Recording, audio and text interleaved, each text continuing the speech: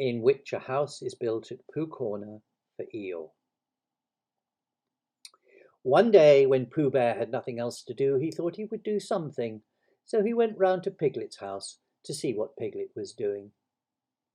It was still snowing as he stumped over the white forest track, and he expected to find Piglet warming his toes in front of his fire. But to his surprise, he saw that the door was open, and the more he looked inside, the more Piglet wasn't there. "He's out," said Pooh sadly. "That's what it is. He's not in. I shall have to go for a fast-thinking walk by myself. Bother." But first he thought he would knock very loudly, just to make quite sure, and while he waited for Piglet not to answer, he jumped up and down to keep warm, and a hum suddenly came into his head, which seemed to him a good hum, such as is hummed hopefully to others. "The more it snows, tiddly-pom, the more it goes, tiddly-pom, the more it goes, tiddly-pom, on snowing. And nobody knows, tiddly-pom, how cold my toes, tiddly-pom, how cold my toes, tiddly-pom, are growing."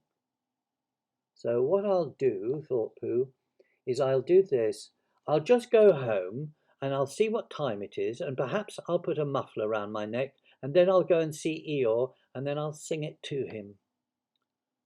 He hurried back to his own house, and his mind was so busy on the way with the hum that he was getting ready for Eeyore that when he suddenly saw Piglet sitting in his best armchair, he could only stand there rubbing his head and wondering whose house he was in. "Hello, Piglet," he said. I thought you were out." "No," said Piglet. No, it's you who are out, Pooh." "Ah, so it was," said Pooh. "I knew one of us was."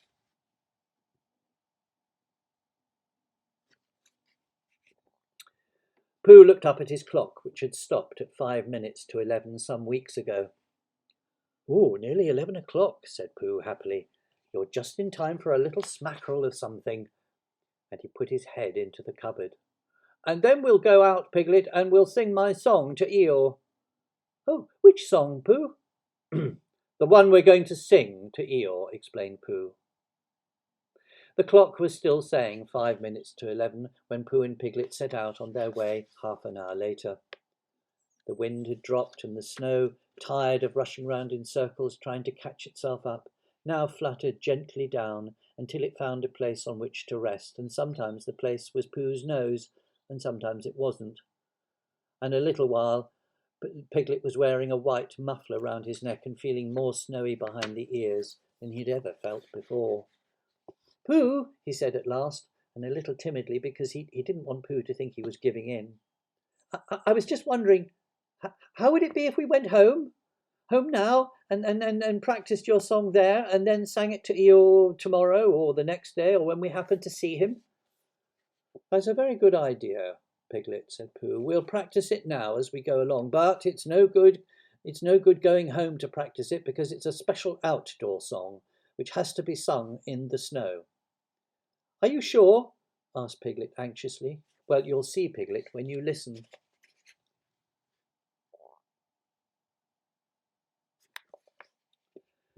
And this is how the song begins. "The more it snows, tiddly-pom." "Tiddly what?" said Piglet. "Pom," said Pooh. "I put that in to make it more hummy. The more it goes, tiddly-pom, the more it—" "Didn't you say snows?" Yes, that was before," said Pooh. "Yes, but before the tiddly-pom?" "No, that was a different tiddly-pom," said Pooh, feeling rather muddled now. "Look, I'll sing it to you properly, and then you'll see." So he sang it again. "The more it snows, tiddly-pom, the more it goes, tiddly-pom, the more it goes, tiddly-pom, on snowing. And nobody knows, tiddly-pom, how cold my toes, tiddly-pom, how cold my toes, tiddly-pom, are growing." He sang it like that, which is much the best way of singing it, and when he'd finished, he waited for Piglet to say that, and to say that of all the outdoor hums for snowy weather that he'd ever heard, this was by far the best. And after thinking the matter over carefully, Piglet said, "Pooh," he said solemnly, "it isn't the toes so much as the ears." Well, by this time, They were getting near Eeyore's gloomy place, which is where he lived, and as it was still very snowy behind Piglet's ears and he was getting very tired of it, they turned into a little pine wood and sat down on the gate which led into it. They were out of the snow now, but it was very cold, and to keep themselves warm they sang Pooh's song right through 6 times, Piglet doing the tiddly-poms and Pooh doing the rest of it, and both of them thumping on the top of the gate with pieces of stick at the proper places.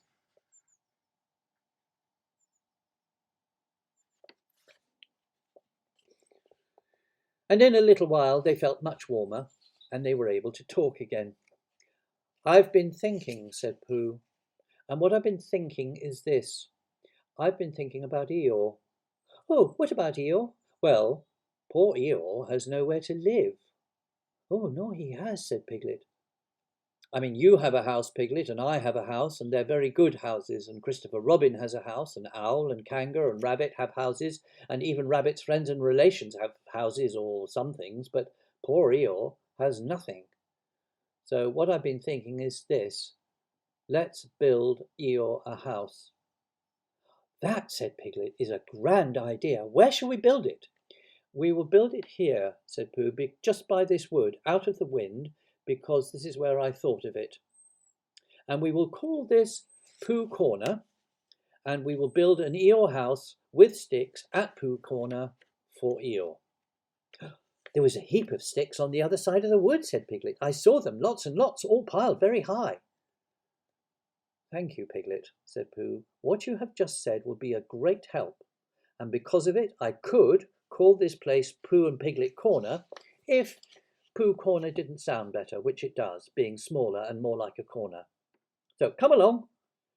So they got down off the gate and they went round to the other side of the wood to fetch the sticks.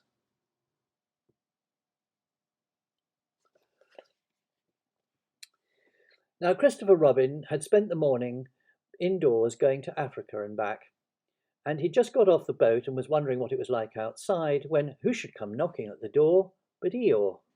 "Hello, Eeyore," said Christopher Robin as he opened the door and came out. "How are you?" "Well, it's snowing still," said Eeyore gloomily. "Oh, so it is, and freezing." "Oh, is it?" "Yes," said Eeyore. "However," he said, brightening a little, "we haven't had an earthquake recently." "What's the matter, Eeyore?" "Oh, nothing, Christopher Robin, nothing important. I suppose you haven't seen a house or what not anywhere about?" "Oh, what sort of a house?" "Well, just a house." "Oh, who lives there?" "Well, I do. At least I thought I did, but I suppose I don't. After all, we can't all have houses." "But Eeyore, I didn't know. I mean, I always thought—" "I don't know how it is, Christopher Robin, but what with all this snow and one thing and another, not to mention the icicles and such like, it isn't so hot in my field at about 3 o'clock in the morning, so as some people think it is.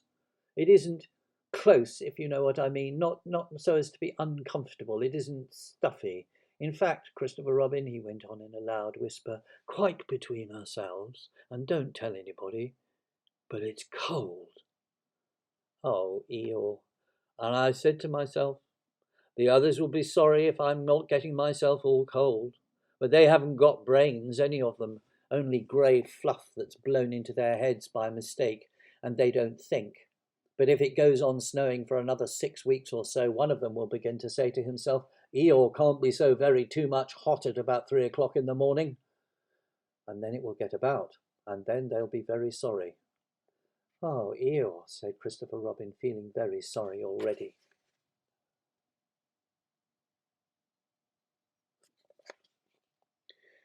I don't mean you, Christopher Robin, you're different. But so what it all comes down to is this. I built myself a house down by my little wood. Oh, did you really? How exciting! No, the really exciting part, said Eeyore, in his most melancholy voice, is that when I left this morning it was there, and when I came back it wasn't. Not at all. Very natural. And it was only Eeyore's house, but still, you know, I just wondered. Christopher Robin didn't stop to wonder. He was already back in his house, putting on his waterproof hat, his waterproof boots, and his waterproof mackintosh as fast as he could. We will go and look for it at once, he called out to Eeyore. Sometimes, said Eeyore, when people have quite finished taking a person's house, there are one or two bits which they don't want and are rather glad for the person to take back, if you know what I mean. So I just thought that if we went, oh, come on, said Christopher Robin. And off they hurried. And in a very little time, they got to the corner of the wood, of the field, by the side of the pine wood, where Eeyore's house wasn't any longer. There, said Eeyore, not a stick of it left. Of course, I've still got this snow to do with what I like, I suppose. One mustn't complain. But Christopher Robin wasn't listening to Eeyore. He was listening to something else. Can you hear it? He asked. What is it? Somebody laughing? No, listen. And they both listened. And they heard a deep, gruff voice saying in a singing voice that the more it snowed, the more it went on snowing, and a small high voice tiddly-pomming in between. It's Pooh, said Christopher Robin excitedly. Oh, possibly, said Eeyore. And Piglet, said Christopher Robin excitedly. Probably, said Eeyore, but what we want is a trained bloodhound. The words of the song changed suddenly. We've finished our house, sang the gruff voice. Tiddly-pom, sang the squeaky voice. It's a beautiful house. Tiddly-pom, I wish it were mine. Tiddly-pom. Pooh, shouted Christopher Robin. The singers on the gate stopped suddenly. It's Christopher Robin, said Pooh eagerly. He's round by the place where we got all those sticks from, said Piglet. Come on, said Pooh. They climbed down their gate and they hurried round the corner of the wood, Pooh making welcoming noises all the way. Why, here is Eeyore, said Pooh, when they'd finished hugging Christopher Robin, and he nudged Piglet and Piglet nudged him, and they thought to themselves what a lovely surprise they had got ready. Hello, Eeyore. Same to you, Pooh Bear, and twice on Thursdays, said Eeyore gloomily.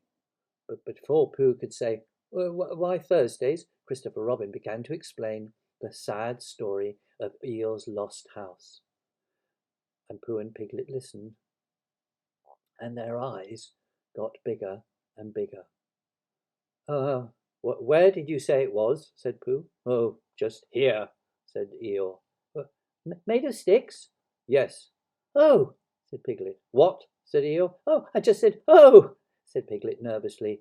And so as to seem quite at ease, he hummed Tiddly-Pom once or twice in a what shall we do now kind of way.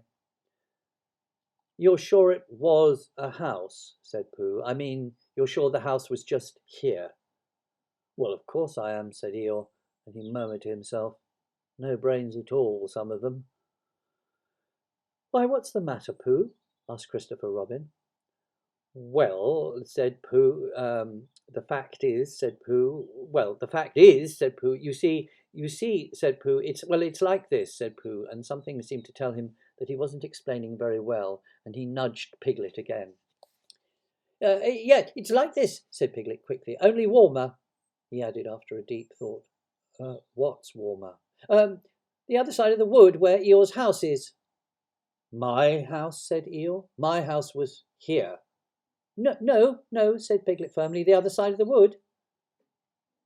Because of being warmer, said Pooh. Yeah, but I ought to know, said Eeyore. Well, come and look, said Piglet simply, and he led the way. There wouldn't be two houses, said Pooh, not so close together. They came round the corner, and there was Eeyore's house, looking as comfy as anything.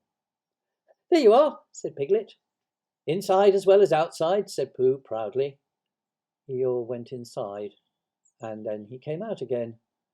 It's a remarkable thing, he said, but it is my house, and I built it where I said I did, and so the wind must have blown it here, and the wind blew it right over the wood, and blew it down here, and here it is as good as ever.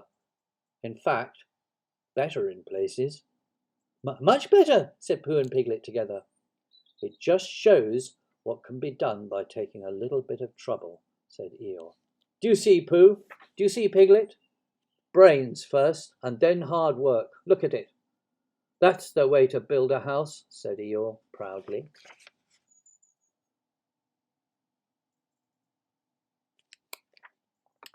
And so they left him at it, and Christopher Robin went back to lunch with his friends Pooh and Piglet, and on the way they told him of the awful mistake they had made.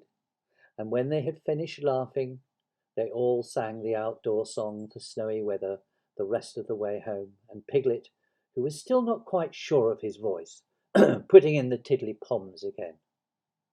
"And I know it seems easy," said Piglet to himself, "but it isn't everyone who could do it." The end.